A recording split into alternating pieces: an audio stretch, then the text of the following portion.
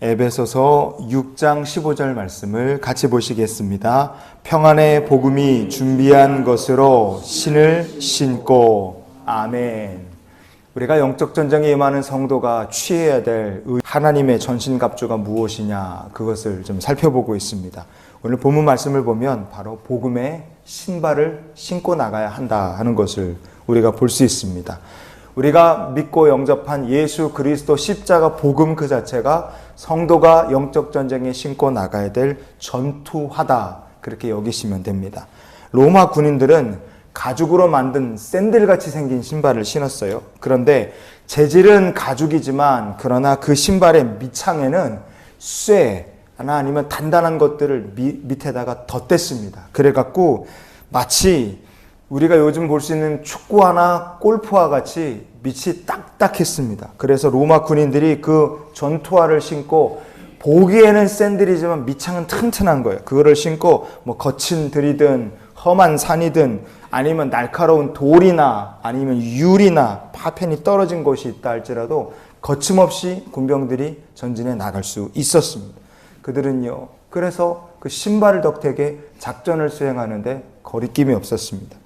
제가 감리교신학대학교 학부 졸업하던 날 졸업식 그 예배에서 불렀던 마지막 찬양이 부름받아 나선 이 몸이었어요. 우리가 오늘 찬양했지 않습니까? 이 찬양 가사 2절의 내용이 이렇습니다. 아골골짝 빈들에도 복음 들고 가오리다. 어떤 사람이 아골골짝 같은데 절망과 사망의 현장 아닙니까? 그런 데까지 그 복음을 들고 나갈 수 있겠습니까? 그 사람은 바로 평안의 복음이 만든 신발, 복음을 신발같이 신고 사는 사람인 줄 믿습니다. 소돔 같은 거리에도 사랑을 안고 찾아가서 어떤 사람이 멸망받을 소돔, 그 내키지 않는 그곳에 찾아갈 수 있겠습니까? 그 내키지 않을 발걸음이지만 그럼에도 불구하고 복음을 전투화처럼 신고 우리 주님께서 인도하시는 대로 찾아가는 바로 그 사람들인 줄 믿습니다.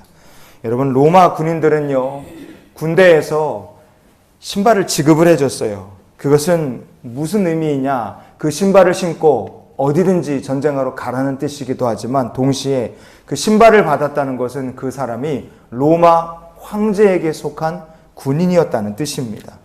로마 제국에는 노예 제도가 있었죠. 노예들은 시장에서 물건처럼 사고 팔렸습니다. 그런데 노예 시장에 물건으로 나온 노예들은요, 노예 상인들에게 한 가지 어찌 보면 룰이 있는데, 그게 뭐냐? 물건으로 나온 노예들에겐 상인들이 절대로 신발을 신기지 않았습니다. 왜 신발을 신기지 않느냐? 당연히 신발을 신으면 도망을 가는데 더 유리하기 때문에 그래요. 맨발로 도망치는 것보다 신발 신는 게 도망치는데 훨씬 유리하겠죠. 노예를 사간 사람이 나중에 자기가 사간 노예한테 신발을 신기고 마는 건 그 사람의 자유입니다. 그러나 노예 상인들은 노예 시장에 나온 노예들에겐 절대로 신발을 신기지 않았어요. 허리띠나 옷을 제대로 입히지 않았습니다. 그래서 맨발이라는 건 노예의 상징이었어요. 맨발. 반대로 노예가 신은 신발이라는 것은 그 노예가 어디에 속한 사람이냐 드러내는 자기의 신분이나 마찬가지였습니다. 하나님께서 성도에게 신발을 신겨주시는데 그것이 평안의 복음이 준비한 신발이라 얘기합니다.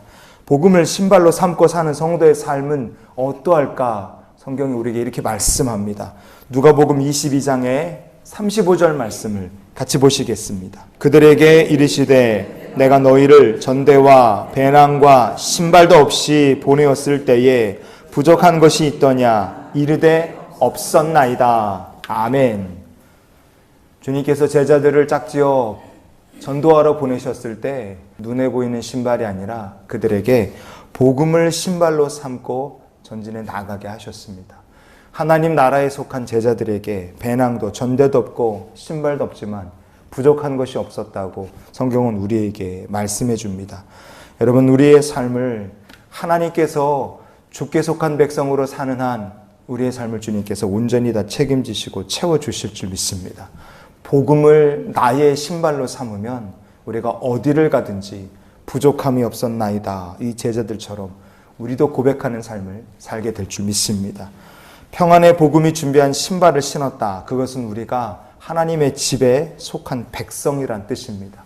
죄의 노예였던 사람이 변해서 이제 하나님께서 의롭다, 거룩하다, 영광스럽다 말씀하신 사람 되었고 이제 우리의 영적 신분이 이렇게 바뀌었다는 뜻입니다. 오늘 말씀의 결론으로 빌립보서 3장 20절 말씀 같이 보시겠습니다.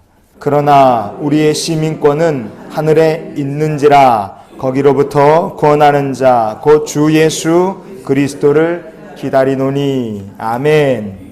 평안의 복음이 준비한 신발을 신었다 하는 것은 내가 천국의 시민권을 부여받았고 나를 구원하실 그리스도를 기다리는 제자여 청지기의 삶을 산다는 뜻인 줄 믿습니다.